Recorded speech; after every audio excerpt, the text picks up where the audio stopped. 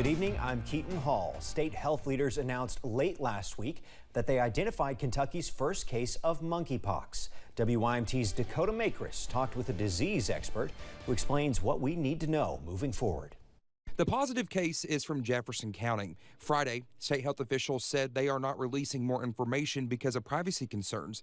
The patient's initial test was completed at Kentucky's Department for Public Health. It's a rare disease that can be spread through close in-person physical contacts, including direct contact with monkeypox sores or scabs. Infectious disease specialist Dr. Ferris Cotter says it starts as a flu-like illness, headache, congestion, and swollen lymph nodes. He says after several days, the patient develops a rash. It is a concern. I wouldn't call it a big concern, but it is a concern. It's an emerging illness, what we call it. Monkeypox is not as easily transmitted like COVID-19.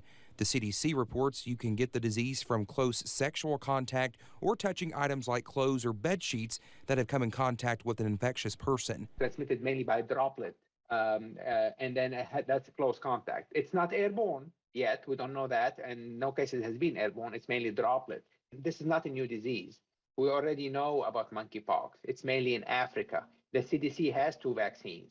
One is a live virus vaccine and the other is an inactivated vaccine. The CDC reports if you do not have monkeypox symptoms, you cannot spread it to others. Dakota Makris, WYMT Mountain News. Dr. Cotter says he expects more cases in the state and nationwide, but he does not think it will be another pandemic. One man is lucky to be alive after an eyewitness told us a car was hit by a train. The witness said it happened in the Doyle community of Floyd County this morning. He said the man inside of the car had an injury but is okay. Officials with the Floyd County Sheriff's Department said Kentucky State Police is investigating. We reached out to KSP for more information and will keep you updated. A CSX spokesperson said just after 11 a.m. today, a CSX train struck an occupied vehicle on the railroad tracks at Beaver Avenue in Allen, Kentucky. The vehicle occupant was transported to a local hospital with unknown injuries. There were no injuries to the train crew.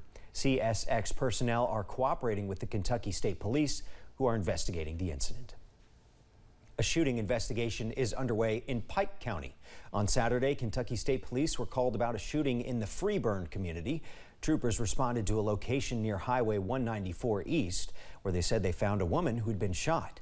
A release from KSP reported that the initial investigation determined 32-year-old James Lester shot a gun, hitting Pamela Owens. Owens taken to a nearby hospital for medical attention. Lester was arrested and charged with assault first degree and wanted endangerment first degree. He was taken to the Pike County Detention Center. A Knox County deputy informed us that two small children were found in the middle of a highway in Knox County on Friday. At around 8 a.m., Deputy Sam Mullins responded to a call about a 2-year-old wearing only a diaper lying in the middle of 223. Along with the 2-year-old was a 4-year-old running onto the same highway. The parents, 23-year-old Caitlin Hamilton and 29-year-old Brandon E. Cottingham, were both arrested. They both are charged with 2 counts of wanton endangerment. Child Protective Services was also notified and responded to the current location of the children. Summertime means most kids are out of school and have more time in front of a screen. WYMT's Chandler Wilcox details the dangers of online harassment that children can be exposed to. Danger experienced virtually. They can be victims of cyberbullying, a tendency to overshare private information about themselves, and also there are sexual predators that are hanging out in these games looking for their next victim. The UNICEF Foundation reported 1 out of 3 children in 30 countries have experienced cyber harassment. Kids may be more vulnerable to attacks online. These things, escalate over time to where they might start asking for more explicit content from children. Predators often disguise themselves as fellow streamers enjoying the game.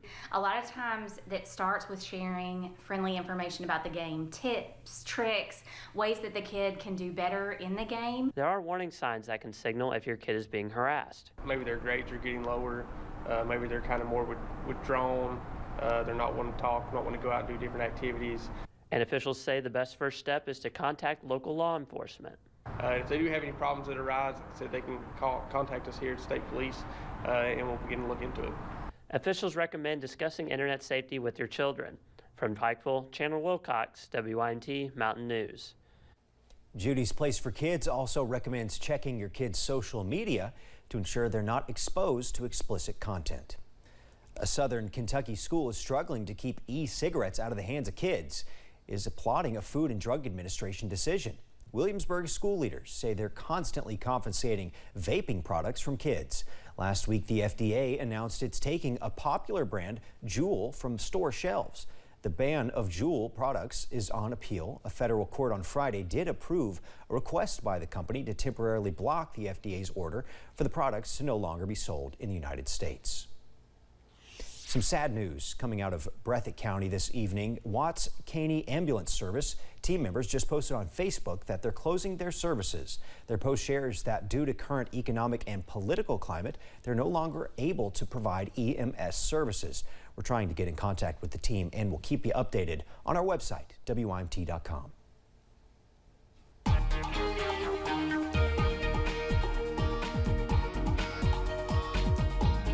It has been a gorgeous weather day around the mountains today. Plenty of blue skies and sunshine. Just a few fair weather clouds out there this afternoon. And that low humidity and beautiful weather looks to continue right on into the day tomorrow. Outside right now from our camera at UVA-wise, all is quiet. 72 degrees is where they sit right now. Just a few of those high clouds out there this evening. Mountain Parkway at Slade, a few fair weather clouds bubbling up in the quote-unquote heat of the afternoon. And I use that term only as a figure of speech because it's not that hot outside. Upper 70s, low 80s outside right now. Our warmest spots are around 83 degrees and dew points are in the 50s. So it feels fantastic outside with no humidity, no weather worries on Pinpoint Doppler. Our cold front from last night well on to the east, and we're done with the chance for rain, at least for the early part of the week. Mid-50s tonight, mostly clear and pleasant out there, but we do have some heat on the way. I'll have the details on that coming up in just a few minutes. Keaton? Thank you, Evan. A man is in jail accused of starting a fire in Wayne County. Monticello police arrested Joey Wayne Hall yesterday. They say he set the fire early Friday morning at what's known as the Ray Building on Main Street. Flames also damaged the Wayne County Courthouse. No one was hurt. Hall is charged with 2 counts of arson. Sentencing was delayed today for a southern Kentucky mother who pleaded guilty to murder. Clay Circuit Court officials say they had electrical issues this morning, forcing the delay.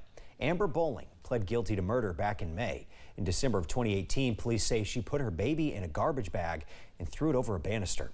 The newborn suffered fractured ribs and brain bleeding. Bowling faces up to 40 years in prison. Sentencing is now set for August 1st. Friends and family will gather later today to remember an Eastern Kentucky utility worker who died on the job. The Perry County Sheriff says Wallace Wu Melton Jr. died last week when his Kentucky power truck went over an embankment. Visitation is scheduled for this evening at Ingle Bowling Funeral Home. Melton will be laid to rest tomorrow at the Adams-Lewis Cemetery in Viper.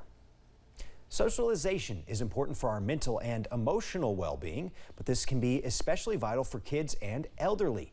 And one Perry County organization has brought those 2 age groups together.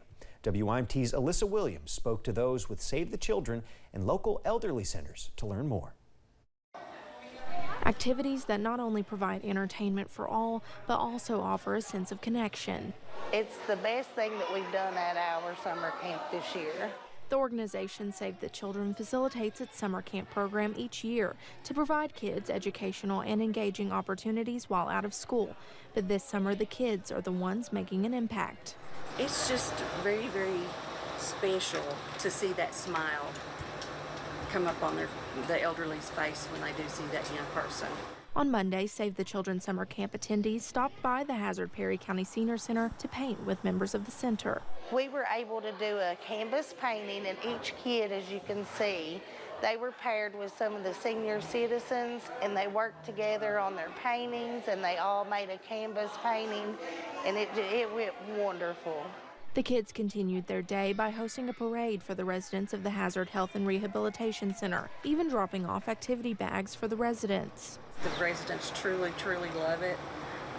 They associate any young kids with their children growing up or their grandchildren that they have not seen or have seen, and it just brings some normalcy to them as they're going day to day.